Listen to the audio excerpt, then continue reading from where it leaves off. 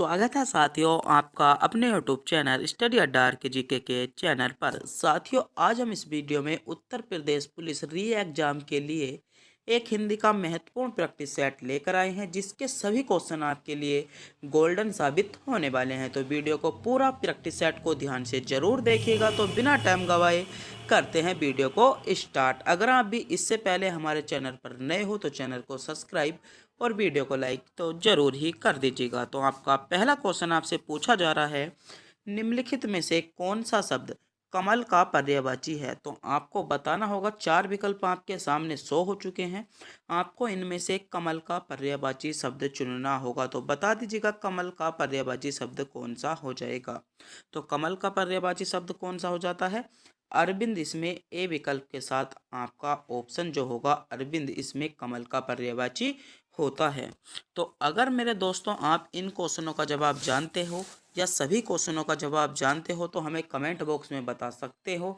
और वीडियो के अंत में आप कितने क्वेश्चनों का सही जवाब दिया है वह भी हमें बताना आपको उचित होगा। आज के इन 37 प्रश्नों में जो आपको टारगेट दिया जाता है वह लगभग 30 क्वेश्चनों का टारगेट दिया जाता है। तो आपको इसमें 30 क्वेश्चनों को सही करना होगा। तो मेरे दोस्तों बने रहिए वीडियो के अंत तक। अगला क्वेश्चन आपसे पूछा गया है, निम्नलिखित में से अल्प विराम जो अल्प विराम वर्ण हैं वे आपके कौन से हैं। बता दीजिएगा। विकल्प शो हो चुके हैं, आपके सामने विकल्प आ चुके हैं। अल्प विराम जो अल्प विराम वर्ण हैं उनको आपको बताना होगा अल्प विराम वर्ण कौन से हो जाएंगे। तो कौन से हो जाते हैं, प्रत्येक वर्ग के पहला और जो तीसरा अक्षर होता है वह क्या होता है, अल्पप्राण होता है। दूसरा, चौथा और पांचवा जो अक्षर होता है तो महाप्राण होता है। इसमें से आपको पहला और दूसरा अक्षर कौन सा चमक रहा है, तो कै और गै। इसमें ए विकल्प के साथ जिन बच्चों ने चुना है वह बिल्कुल सही चुना है। कै और गै आपके अल्पप्राण यानी ए विकल्प इसमें आपका बिल्कुल सही जवाब हो जाएगा। अगला क्वेश्चन मेरे दोस्तों आपसे पूछा जा रहा है, निम्नलिखित में से भारतेंदु की सही संधि है।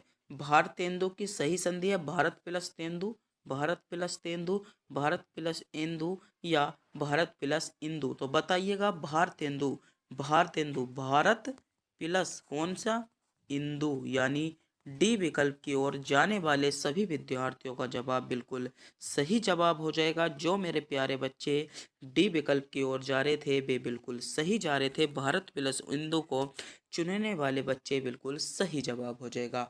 बात करते हैं इसमें संधि कौन सी है, बता दीजिएगा कौन सी संधि हो जाएगी इसमें। इस क्वेश्चन का जवाब आपको कमेंट बॉक्स में बताना होगा, भारतेंदु में आपकी कौन सी संधि होती है। अगर आपको भी पता है तो जल्दी से जल्दी कमेंट बॉक्स में ज़रूर बताएंगे। अगला क्वेश्चन पूछा गया है, सज्जन का विपरीत अर्थी या सज्जन जो सज्जन होता है उसका विपरीत आपका सही जवाब क्या हो जाएगा। तो बताइएगा सज्जन का विपरीत अर्थी शब्द कौन सा है। तो यानी दुर्जन भी विकल्प इसमें आपका बिल्कुल सही जवाब होगा। दुर्जन सज्जन का विपरीतार्थी शब्द होता है। अगला क्वेश्चन है, जातिवाचक संज्ञा के भाववाचक संज्ञा के निर्माण का सही उदाहरण है। मतलब कि जातिवाचक संज्ञा से भाववाचक संज्ञा के निर्माण का जो सही उदाहरण है, सटीक उदाहरण है, वह आपका कौन सा है बताइएगा। तो इसमें विकल्प आपके सामने है, जाति, गरम कोई जाति नहीं होती तो पहला विकल्प भी आपका गलत हो जाएगा। घबराना क्या होता है, भाव होता है तो यह भी आपकी कोई नहीं होगा। लड़का, लड़का क्या होता है, जातिवाचक होता है। और लड़कपन कौन सा होता है, भाववाचन होता है। तो यानी सी विकल्प इसमें आपका बिल्कुल सही जवाब हो जाएगा।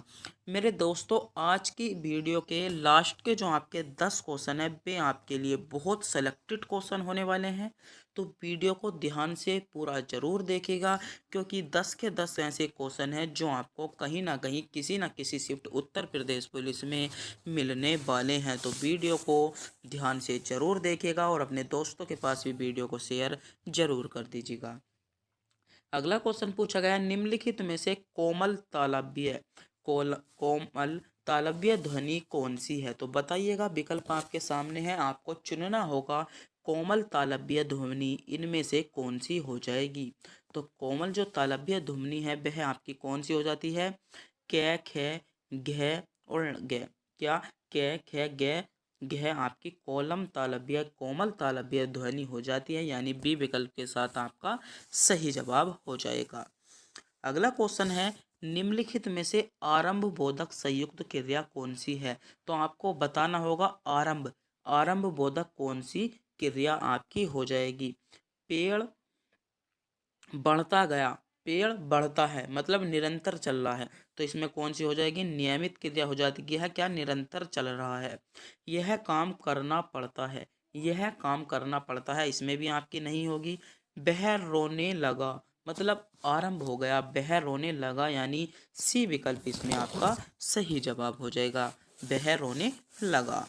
अगला क्वेश्चन मेरे दोस्तों आपसे पूछा गया है, तुम्हारा विश्वास में नहीं करूँगा तो कौन करेगा? प्रयुक्त वाक्य में सर्वनाम पदों की संख्या बताइए। तो तुम्हारा विश्वास मैं नहीं करूँगा तो कौन करेगा, जो प्रयुक्त वाक्य है, इसमें आपका कितने सर्वनाम होते हैं? तो कितने सर्वनाम हो जाएंगे बताइएगा। तो इसमें आपके 3 सर्वनाम हो जाते हैं। कौन कौन से? एक तो आपका सर्वनाम हो जाएगा कौन, और एक आपका सर्वनाम हो जाता है तो, और एक सर्वनाम हो जाता है आपका मैं। तुम्हारा कोई सर्वनाम नहीं होता। तुम या तू आपके क्या होते हैं? सर्वनाम होते हैं। तो तुम्हारा कोई भी क्या नहीं होता? सर्वनाम नहीं होता। तुम तुम या तू सर्वनाम होते हैं। और बात करते हैं हिंदी में कुल सर्वनामों की संख्या, तो हिंदी में आपके कुल सर्वनामों की संख्या आपको 11 दी गई है। और कितने भागों में बांटा गया है? तो आपको 6 भागों में बांटा गया है। हिंदी में सर्वनामों को 6 भागों में बांटा गया है। कुल संख्या इनकी 11 होती है। बात करते हैं 6 भाग की, तो पहला हो जाएगा आपका पुरुषवाचक। कौन सा हो जाएगा? पुरुषवाचक। दूसरा हो जाएगा आपका निजवाचक। तीसरा हो जाएगा आपका निश्चितवाचक। कौन सा हो जाएगा? निश्चितवाचक। चौथा हो जाता है आपका अनिश्चितवाचक। पांचवा हो जाएगा आपका प्रश्नवाचक। और छठा हो जाता है संबंधवाचक। तो कितने भागों में बांट दिया गया है? सर्वनाम को आपके 6 भागों में बांट दिया गया है। अगला क्वेश्चन मेरे दोस्तों आपसे पूछा जा रहा है, हिंदी साहित्य का सबसे प्रसिद्ध उपन्यासकार किसे माना जाता है? जो आपका हिंदी साहित्य है उसका जो सबसे प्रसिद्ध उपन्यासकार माना जाता है, तो किसको माना जाता है? तो सही जवाब हो जाएगा मुंशी प्रेमचंद्र को माना जाता है। अगला क्वेश्चन मेरे दोस्तों आपसे पूछा गया है, जिस क्रिया का फल कर्ता पर पड़ता है उसे हम कहते हैं। तो जिस क्रिया का फल जो है कर्ता पर पड़ रहा है तो उसको क्या कहते हैं? हम अकर्मक कहते हैं। और जिस क्रिया का फिर जो फल है वह आपका कर्म पर पड़ रहा है उसे हम सकर्मक कहते हैं। तो क्वेश्चन में आपसे क्या पूछा गया था? जिस क्रिया का फल कर्ता पर पड़ता है तो कौन सी हो जाएगी? अकर्मक क्रिया, यानी सी विकल्प के साथ आपका बिल्कुल सही जवाब हो जाएगा। अगला क्वेश्चन मेरे दोस्तों आपसे पूछा गया है, संकेतवाचक अव्यय का वाक्य है। तो संकेतवाचक अव्यय का आपका वाक्य कौन सा है? यह गिलास आधा भरा है। तो क्या हो जाएगा? यह गिलास आधा भरा है, तो संकेत ही तो हो रहा है ए विकल्प, यानी ए विकल्प ही इसमें आपका बिल्कुल सही जवाब हो जाएगा। कौन सा? यह गिलास आधा भरा है। अगला क्वेश्चन मेरे दोस्तों आपसे पूछा गया है, किस वर्ण में हलंत का प्रयोग किया जाता है? किस वर्ण में हलंत का प्रयोग किया जाता है? विकल्प आपके सामने शो हो रहे हैं। ध्यान से पढ़िएगा, सोचिएगा, समझिएगा, क्वेश्चन पर विचार कीजिएगा। महत्वपूर्ण क्वेश्चन है। क्वेश्चन पूछा जा सकता है कि किस वर्ण में हलंत का प्रयोग किया जाता है। तो ध्यान से सोचिएगा कि क्वेश्चन को गौर से, जल्दी से जल्दी गौर से पढ़िएगा। तो किस पर किया जाता है? वर्ण को बिना स्वर से प्रयुक्त करने पर, वर्ण को जब हम बिना स्वर से प्रयुक्त करते हैं तो वहाँ पर क्या आता है? आपका हलंत शब्द आता है। जैसे बात कर लें, एक शब्द होता है आपका शिवम। तो शिवम जो लिखा हुआ है हिंदी के उससे यह आपका गलत लिखा गया है। शिवम में आपका मैं पे हलंत लगता है। तो यहाँ पर जो था शिवम, अगर हम ऐसे लिखेंगे तो यह क्या हो जाएगा? शिवम आपका हो जाता है गलत। और इसमें सही क्या हो जाएगा? तो सही आपका शिवम ऐसे लिखा होता है। तो इस बात का आपको पता होना चाहिए। अगला क्वेश्चन आपसे निधि का पुल्लिंग नदी का पुल्लिंग पूछा है, तो बता दीजिएगा। इस क्वेश्चन को हम टेस्ट के रूप में देते हैं क्योंकि अधिकतर बच्चे इस क्वेश्चन का जवाब जानते हैं। मैं मानता हूं कि आपको भी इसका पता होगा कि नदी का पुरलिंग क्या होता है। तो मेरे प्यारे दोस्तों कमेंट में ज़रूर बता दीजिएगा करो। मैं जब भी तो मानूंगा कि आपको पता है नदी का पुरलिंग क्या होगा। आप कमेंट में तो बताते नहीं, प्रत्येक वीडियो में 2 से 3 कमेंट रहते हैं, ज़्यादा कमेंट होते नहीं। तो जल्दी से जल्दी कमेंट बॉक्स में बताओ। अगला क्वेश्चन पूछा गया है, हाथों हाथ में कौन सा समास है। हाथों हाथ में कौन सा समास हो जाएगा। तो अव्ययी भाव समास बी विकल्प के साथ आपका सही जवाब होगा। अगला क्वेश्चन पूछा गया है, जलज शब्द का अर्थ तो बताइएगा। जलज शब्द का अर्थ तो जल में जन्म लेने वाला, यानी ए विकल्प आपका सही जवाब होगा। अगला क्वेश्चन पूछा गया है, निम्नलिखित विकल्पों में से तत्सम शब्द आपको पहचानना है। तो तत्सम शब्द आपको पहचानना है, तत्सम शब्द इसमें कौन सा हो जाएगा। तो तत्सम शब्द कौन सा हो जाएगा।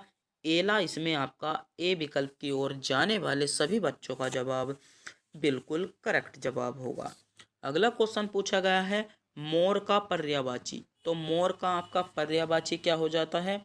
जो मोर का आपका पर्यायवाची होता है, सखी आपका मोर का पर्यायवाची होता है, यानी सी विकल्प में आपको मोर का पर्यायवाची दिया गया है। अगला क्वेश्चन आपसे, तद्भव शब्द का चयन कीजिए। तो तद्भव शब्द आपको पहचानना होगा, इनमें से चारों विकल्पों में से तद्भव शब्द आपका कौन सा हो जाएगा। तो बताइएगा तद्भव शब्द कौन सा हो जाता है। तो मुंह आपका तद्भव शब्द यानी डी विकल्प इसमें आपका बिल्कुल सही जवाब होगा। अगला क्वेश्चन मेरे दोस्तों आपसे पूछा जा रहा है, निम्नलिखित विकल्पों में से नग शब्द के लिए पर्यायवाची शब्द चुनिए। तो नग शब्द के पर लिए पर्यायवाची शब्द क्या हो जाएगा। पर्वत बी विकल्प के साथ इसमें आपका बिल्कुल करेक्ट जवाब होगा। अगला क्वेश्चन मेरे दोस्तों आपसे पूछा जा रहा है, निम्नलिखित विकल्पों में से अतुल शब्द के समानार्थी शब्द का चयन कीजिए। अतुल शब्द का समानार्थी तो चुनिएगा, अतुल शब्द का समानार्थी कौन सा हो जाएगा। तो अतुल शब्द का जो समानार्थी हो जाता है वह आपका अद्वितीय हो जाएगा। क्या, अतुल शब्द का समानार्थी, यानी सी विकल्प आपका बिल्कुल सही जवाब होगा। अगला क्वेश्चन पूछा गया है, निम्नलिखित विकल्पों में से ज्येष्ठ शब्द का सही विलोम चयन कीजिए। मतलब सही शब्द जो विलोम चुनना है। तो ज्येष्ठ शब्द का विलोम क्या हो जाता है। तो कनिष्ठ आपका ज्येष्ठ का विलोम हो जाता है, यानी ए विकल्प में आपको ज्येष्ठ का विलोम दिया गया है। अगला क्वेश्चन क्या है, निम्नलिखित विकल्पों में से कृपण शब्द का विपरीतार्थी। तो कृपण मतलब जो कुछ नहीं देता हो, कंजूस हो। तो विपरीतार्थी कौन हो जाएगा, दाता, यानी बी विकल्प आपका बिल्कुल सही जवाब होगा। अगला क्वेश्चन मेरे दोस्तों आपसे पूछा जा रहा है, सर्वनाम व सार्वनामिक विशेषण का वाक्य है। तो सर्वनाम और जो आपका सार्वनामिक विशेषण का वाक्य हो जाएगा कौन सा हो जाएगा। यह पुस्तक मेरी है और वह तुम्हारी है, ए विकल्प इसमें आपका बिल्कुल सही जवाब होगा। नीलकंठ तो नीला है कंठ जिसका कैसा समास है। तो नीलकंठ आपका कैसा समास हो जाएगा। तो यह आपका कैसा शब्द हो जाएगा। तो नीलकंठ आपका यौगिक शब्द हो जाए। बात कर ले जाए तो नीलकंठ में कौन सा आपका समास हो जाएगा। तो नीलकंठ में आपका बहुब्रीहि समास हो जाता है। अगला क्वेश्चन पूछा गया है, निम्नलिखित में से उपसर्ग रहित शब्द कौन सा है। तो बताइएगा उपसर्ग रहित शब्द कौन सा है। वाक्य आपके सामने शो हो रहे हैं, बताइएगा उपसर्ग रहित शब्द। उपसर्ग रहित शब्द आपको चुनना है, वाक्य आपके सामने शो हो रहे हैं। तो उपसर्ग रहित शब्द आपको बताना होगा। तो उपसर्ग रहित शब्द कौन सा हो जाएगा, सुखी, ए विकल्प इसमें आपका बिल्कुल करेक्ट जवाब होगा। अध्यापिका में प्रत्यय है। तो अध्यापिका में प्रत्यय क्या है। तो अध्यापिका में प्रत्यय है आपका इका। क्या, इका, यानी डी विकल्प की ओर जाने वाले सभी बच्चों का जवाब बिल्कुल करेक्ट जवाब होगा। मेरे प्यारे दोस्तों ध्यान से सुन लीजिएगा, क्योंकि हम आपके लिए उत्तर प्रदेश स्पेशल, आपकी जो उत्तर प्रदेश की क्लास हैं, जो आपके उत्तर प्रदेश पुलिस के लिए इम्पोर्टेंट हैं, उन क्लासों को लेकर आ रहे हैं। वो क्लास आपकी 2 से 3 दिन में शुरू होने वाली हैं। तो आप उन क्लासों का सबसे पहले नोटिफिकेशन देखने के लिए, सबसे पहले उन क्लासों को देखने के लिए हमारे चैनल को सब्सक्राइब जरूर कर लिए। क्योंकि अगर आप हमारे चैनल को सब्सक्राइब कर लेंगे तो आपके पास हमारा नोटिफिकेशन पहुंचेगा और सबसे पहले आप हमारी वीडियो को देख लोगे। अगला क्वेश्चन पूछा गया है दोहा और चौपाई कैसे छंद है। तो दोहा और जो चौपाई छंद है वह आपके मात्रिक छंद हो जाते हैं, यानी ए विकल्प इसमें आपका सही जवाब होगा। अगला क्वेश्चन पूछा गया है संधि विच्छेद आपको बताना है। तो संधि विच्छेद इसमें आपका क्या हो जाएगा, सत्य कर्म सी विकल्प के साथ इसमें आपका बिल्कुल करेक्ट जवाब होगा। अगला क्वेश्चन है दही में बड़ा, मतलब दही में है जो पड़ा, दही बड़ा, उसका समास आपको बताना होगा। तो दही बड़े में कौन सा समास है। वीडियो की स्पीड थोड़ी सी तेज कर दी जाते हैं क्योंकि आपके लगभग 15 मिनट की वीडियो बनानी थी या 30 37 क्वेश्चनों की, और लगभग 13 मिनट की वीडियो बन गई है। तो बताइएगा दही बड़े में कौन सा समास हो जाएगा। तो दही बड़े में आपका तत्पुरुष समास ए विकल्प के साथ आपका बिल्कुल करेक्ट जवाब होगा। घड़ो पानी पड़ना, घड़ो पानी पड़ने में आपका मुहावरा पूछा गया है। तो क्या हो जाएगा, लज्जित होना, बी विकल्प आपका करेक्ट जवाब होगा। उत्थान का विलोम, तो उत्थान का विलोम क्या हो जाएगा, यत्न आपका पतन, यानी बी विकल्प आपका बिल्कुल करेक्ट जवाब होगा। अगला क्वेश्चन मेरे दोस्तों आपसे पूछा गया है आगे आगे पीछे खाई मुहावरे में रिक्त स्थान की पूर्ति कीजिए। तो आगे कुआ पीछे खाई, आगे कुआ पीछे खाई यानी चारों ओर विपत्ति होना। तो सी विकल्प इसमें आपका बिल्कुल करेक्ट जवाब होगा।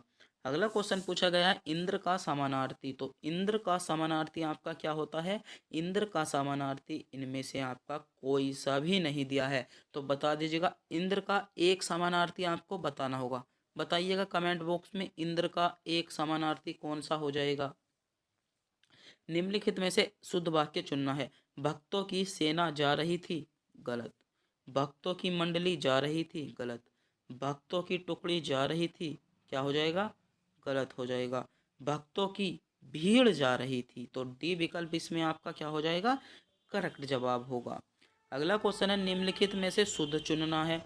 वेदों में 6 अंग होते हैं, 6 अंग माने जाते हैं।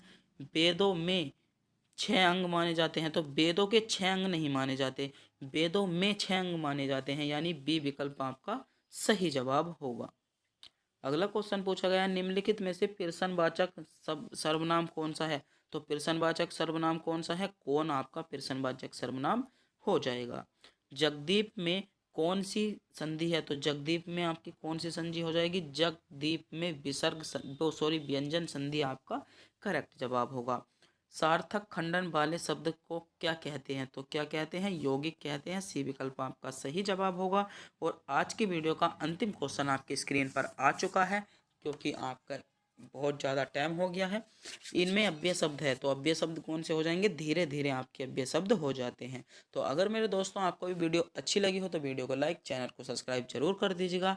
और आपका इन 37 प्रश्नों में से कितने क्वेश्चनों को आपने सही किया है तो उनको कमेंट बॉक्स में बता दीजिएगा। अगर हमसे बताने में कोई 1-2 क्वेश्चन बताने में हमसे मिस्टेक हो गई है, गलती से कोई क्वेश्चन गलत बता दीजिएगा है, तो उसको भी कमेंट बॉक्स में बता दीजिएगा, उस पर हम विचार करेंगे और दोबारा से उन क्वेश्चन को हम रिपीट करा देंगे। क्योंकि ऐसा होता है ना, कभी कभी कंफ्यूज हो जाने के कारण 1-2 क्वेश्चन हमारा आगे पीछे ये मिस्टेक हो जाता है, जल्दी जल्दी बनाने वीडियो बनाने के कारण, या थोड़ी बहुत ऐसे मिस्टेक हो जाता है। तो अगर ऐसा क्वेश्चन कोई मिस्टेक हुआ है तो उसको हमें कमेंट बॉक्स में आप बता देंगे। और उत्तर प्रदेश स्पेशल क्लास आपके लिए चालू होने वाली है, तो उसके लिए तो आपको चैनल को सब्सक्राइब करना ही पड़ेगा और अपने दोस्तों के पास वीडियो को शेयर जरूर ही कर